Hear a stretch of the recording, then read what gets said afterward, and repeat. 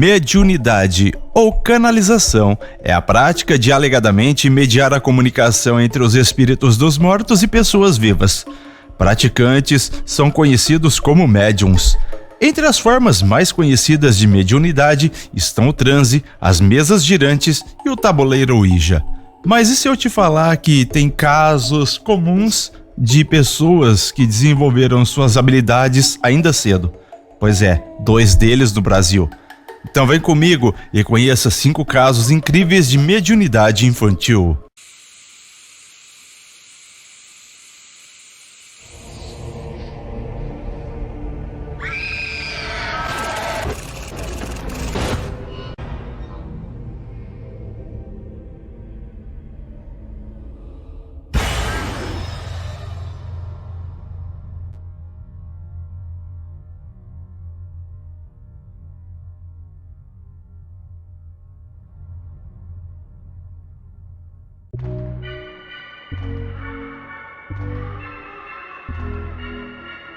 O corpo na adega. O relato das irmãs Fox, nos Estados Unidos, foi o primeiro registro moderno de mediunidade. Em 1847, a família Fox mudou-se para um casebre em Hydesville, vilarejo no interior do estado de Nova York. Em poucos dias, eles começaram a ouvir barulhos de arranhões nas paredes e no assoalho, e depois de passos imóveis sendo arrastados. Com medo, as garotas Kate, 1837 e 1892, e Meg, 1833 e 1893, passaram a dormir com os pais. As meninas tentaram se comunicar com a assombração. Kate a desafiou, pedindo que repetisse o número de palmas que batia. Para a surpresa de todos, ouviu-se o mesmo total de pancadas. A mãe delas, Margaret, passou a fazer todo tipo de perguntas e propôs que a entidade desse uma pancada quando quisesse responder que não, e 2 quando fosse sim. Combinando as pancadas com o alfabeto, Margaret e as filhas resolveram o mistério. Tratava-se do espírito de Charles B. Hosman, um vendedor ambulante que havia sido morto com uma facada no pescoço em um dos quartos. A história se alastrou pelo vilarejo e moradores descobriram restos de carvão, cal, cabelos e fragmentos de ossos enterrados na adega. As irmãs foram afastadas da casa, porque se suspeitava que o fenômeno estivesse ligado à presença delas. Kate foi morar com a irmã Leah e Meg com o irmão David. As pancadas as acompanharam. O corpo de Charles só foi encontrado 56 anos depois. Em 1904, numa parede falsa, quando as crianças foram brincar na casa assombrada. Na adolescência, as irmãs passaram a fazer sessões públicas de mediunidade. Kate continuou a realizá-las na vida adulta. Para se livrar do controle de Leah, que agia como a sua empresária, Meg e Kate chegaram a dizer que o caso de Hydesville havia sido uma fraude, mas depois Meg recuou e confirmou que o fenômeno havia sido legítimo.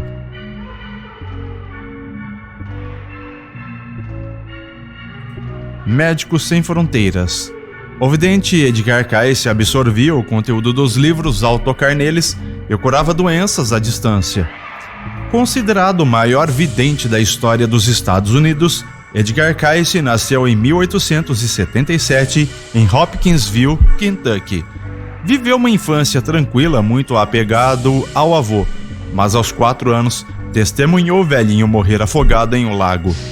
Desde então começou a se encontrar com o espírito dele em um celeiro. O vovô vinha lhe contar histórias da Guerra Civil. Com dificuldades na escola, desenvolveu uma habilidade inexplicável. Descobriu que se dormisse com a mão sobre o livro, conseguia absorver todo o seu conteúdo. Aos 13 anos, recebeu a visão de um anjo que lhe disse: suas preces foram ouvidas, seu desejo será atendido. Mantenha sua fé e seja fiel a si mesmo. Ajude o doente e o aflito. A primeira pessoa que ele curou foi a si mesmo. Aos 15 anos, após se machucar na escola, começou a apresentar um comportamento estranho. Numa espécie de transe, receitou ao pai uma mistura de ervas que seria capaz de curar o seu ferimento na coluna. No dia seguinte, não se recordou de nada, mas para o espanto dos pais, o remédio caseiro realmente surtiu efeito. Na vida adulta, passou a usar esses transes para diagnosticar doenças raras, mesmo em pacientes distantes. O ritual era sempre o mesmo. Ele se acomodava num sofá e afrouxava a gravata.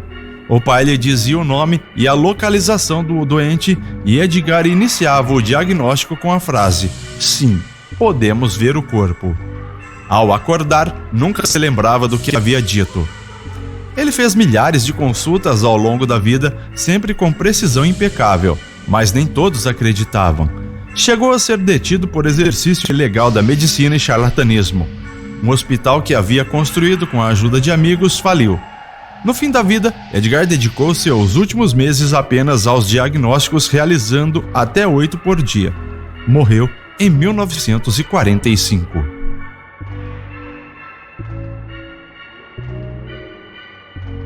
Acompanhada pelo além.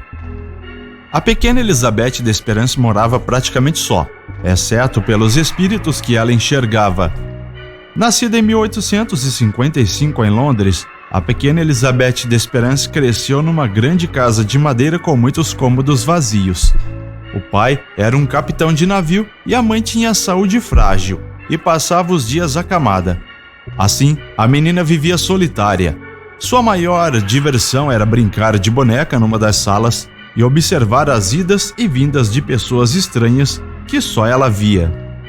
Ela as chamava de sombras, porque não conseguia tocá-las. Preocupada com a saúde de Elizabeth, a mãe chamou um médico. A garota lhe contou tudo. Falou da velha senhora vestida de preto, sua sombra favorita, do cavaleiro com chapéu de plumas e espada, das damas de vestidos de seda com rendas e por aí vai. Para o seu desespero, o doutor a diagnosticou como louca. A menina passou a ter medo das visões. Elas significavam que a sua doença, entre aspas, não tinha sido curada. Depois passou a considerá-las obras do demônio. Entregou-se às orações e à leitura da Bíblia, e ainda nos tempos de escola fez a sua primeira psicografia.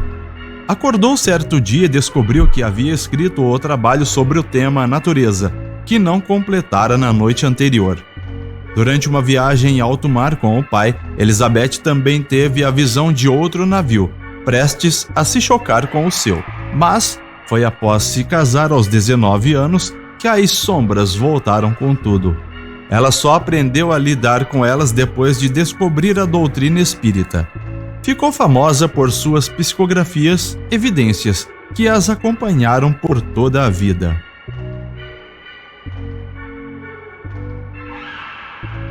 Nascida de novo.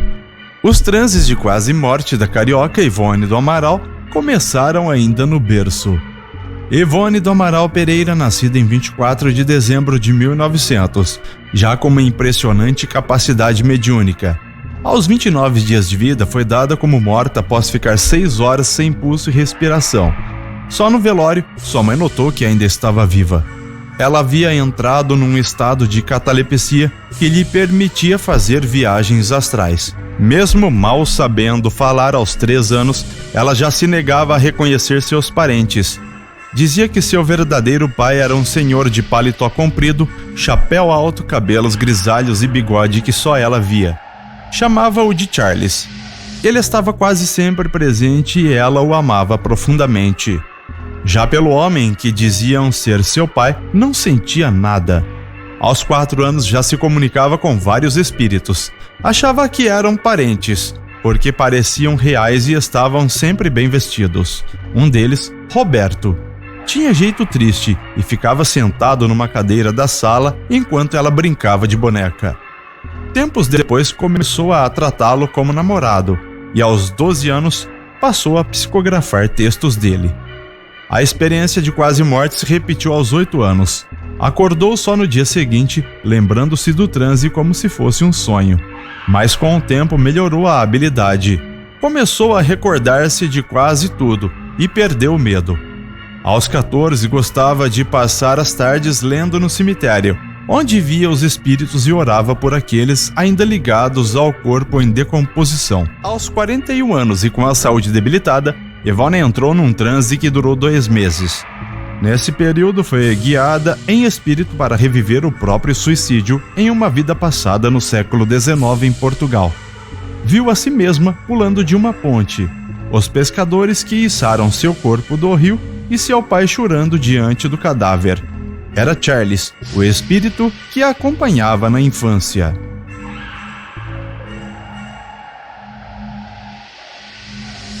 Presença indesejada. Um dos maiores médiuns do Brasil sofreu com o espírito obsessor desde os 8 anos. Divaldo Pereira Franco nasceu em 1927, realizou seu primeiro contato aos 4 anos. Uma mulher apareceu em sua sala para falar com a mãe dele, Ana. Ele a chamou, mas Ana não viu nada. Contou que a visita se identificou como Maria Senhorinha.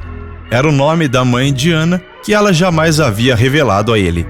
Divaldo também a descreveu em detalhes.